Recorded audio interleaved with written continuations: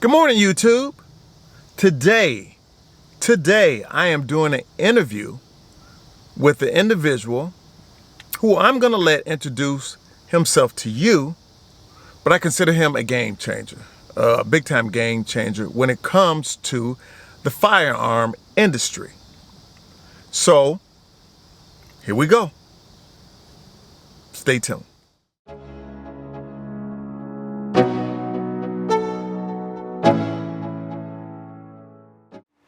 Good morning and welcome back to the channel, Choker TV Modified. We're going to be interviewing an individual that I think everybody needs to meet and know about, and what his company is also about. So, I'm going to let you introduce yourself. Hi, my name is Ranko Ristic. I'm the owner of Zastava Arms USA.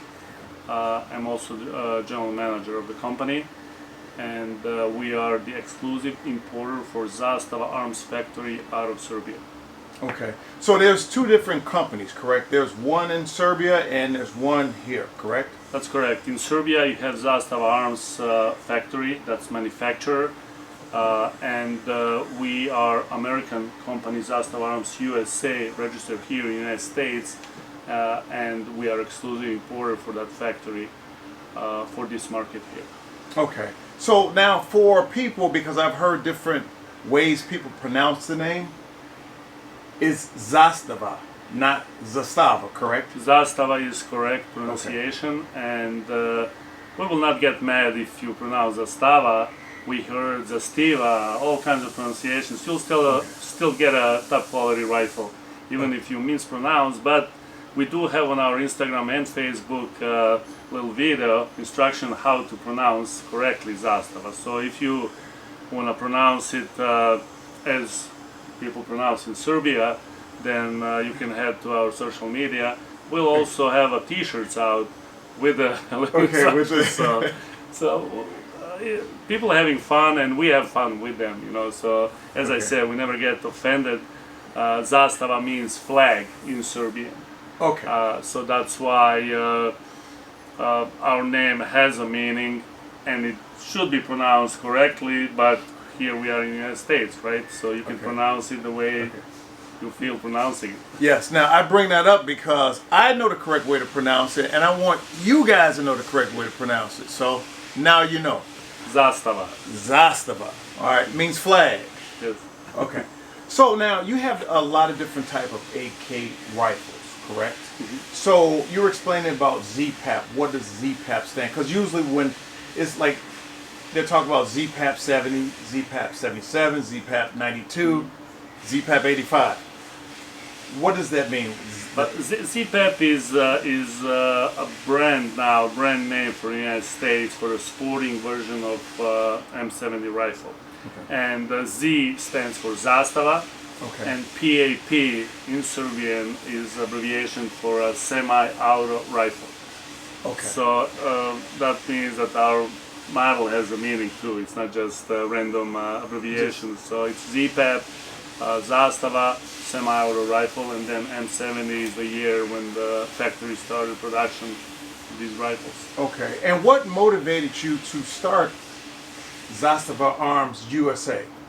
But first, it was love for firearms. There's a lot of people in the gun industry. They choose this job first because they love it. And then if it happens to be profitable, then you have a dream job. For me personally, I was attending gun shows even before I started this business, and I noticed that Zastava brand is kind of neglected.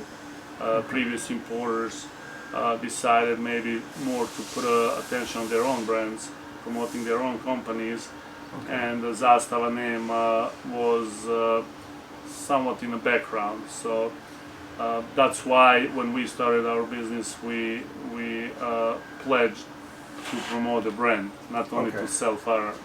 Okay. So when you talk about other importers, do you consider other companies as competitors, or do you have other competitors?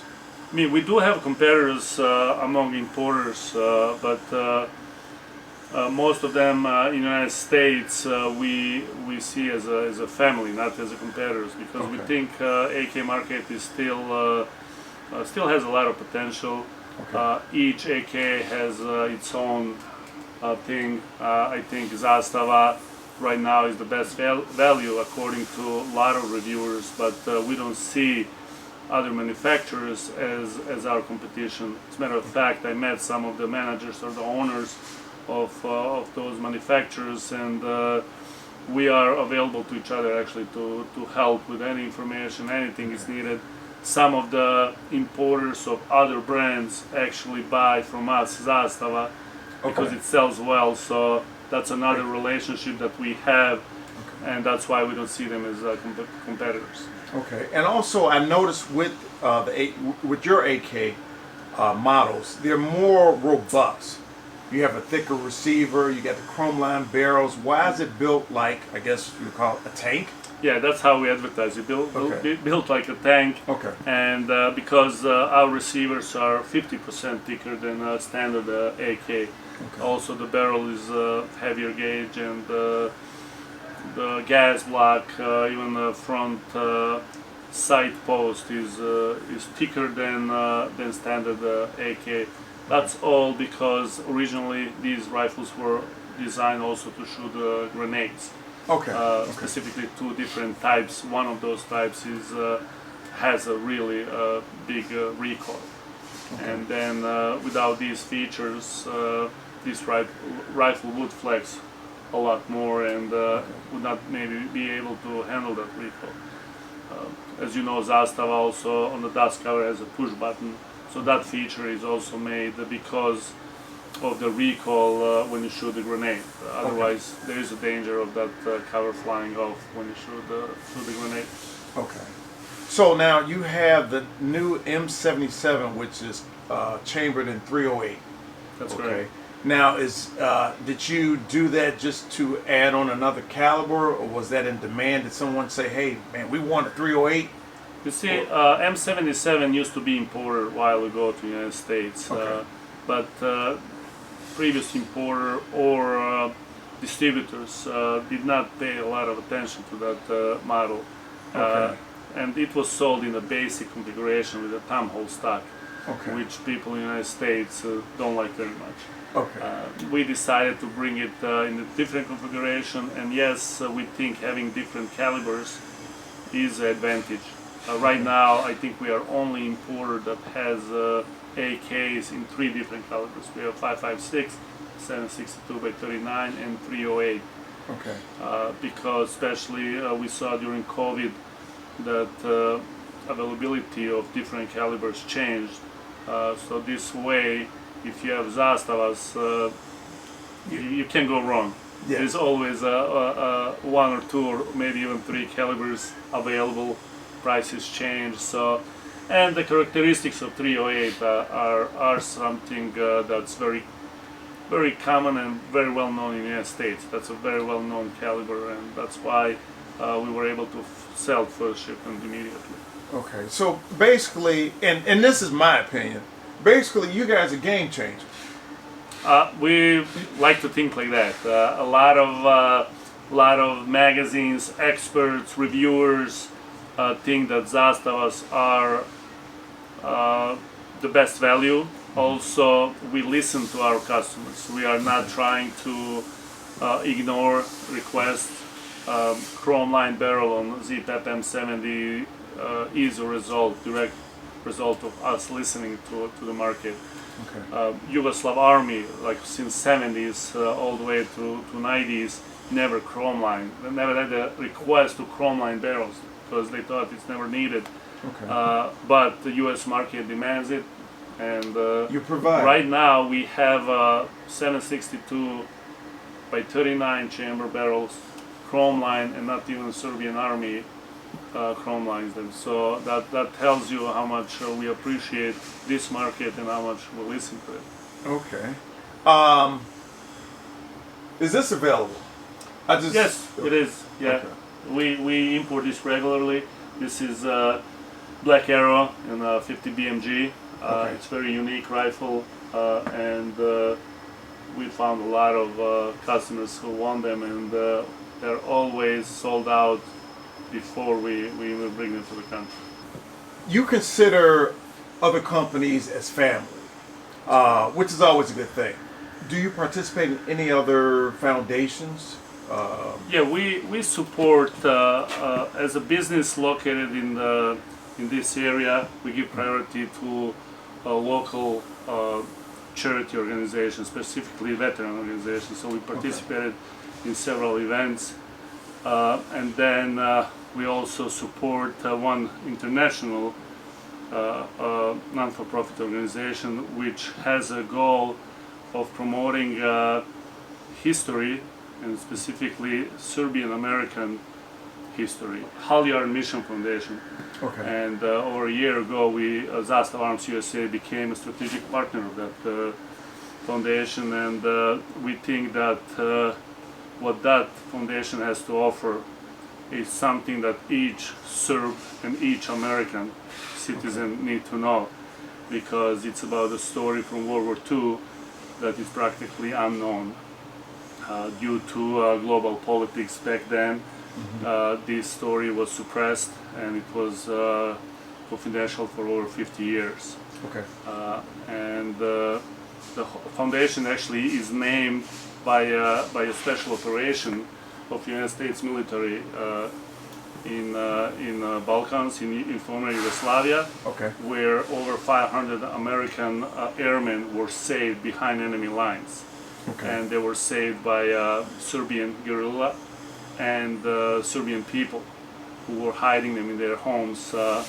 As you know, probably Serbia was occupied by Nazi Germany. Okay. So in the middle of that territory that was occupied, Serbian people hid over 500 American pilots who were downed by Nazis. Okay.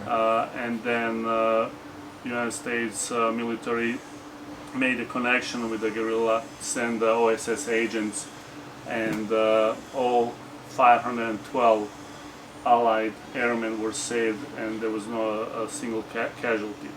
Oh, okay. And when I heard that story 15 years ago, I was amazed, because I went to school in Yugoslavia and they did not teach us that. Oh, they didn't? Then I asked you or other people here in the United States, they did not know about this story. No. But since then, I had the honor to meet a lot of families from rescued pilots. Even on one occasion, we met a son of the rescued pilot who was a gun enthusiast. Okay. And we decided to give him one Zpap M70 as a gift, because that was very nice. His dad was down not too far from Zastava factory, Okay. and spent behind enemy lines 99 days, and he survived. He was rescued. Okay. And we hand engraved his dad's name on the rifle and gave him as a gift, and that was actually, we were honored to be in a position to be able to do that. So that's why Zastava Arms USA and Halyar Mission Foundation are partners, because it promotes history and it promotes a positive Serbian-American relationship. And me as a Serbian-American, Okay. it becomes natural to do that. Okay. I did learn something else that we did not talk about. When they were rescued, when they got on the plane, they made sure that they left their boots and their jackets, because they said that the people didn't have anything. So That's that was great. it. Yes. Yeah, and then those peasants would give them traditional Serbian clothes. So in those authentic photos, you'll see American airmen dressed as Serbian peasants, and everybody's asking why is that? Because they gave everything they had to Serbs, and then Serbs gave whatever they had Yes. to those American That's a thank you. airmen. And also some of those items are available today in the United States museums. Okay. And some of them I was personally had the honor to see them, to meet those people. They would bring photos, and it's an interesting story that actually I'm traveling now to Serbia Okay. to celebrate. There's an anniversary celebration of that rescue mission in Serbia. Okay. And several American families of rescued airmen will be there. And there's going to be a gentleman who was given boots by Tuskegee airmen.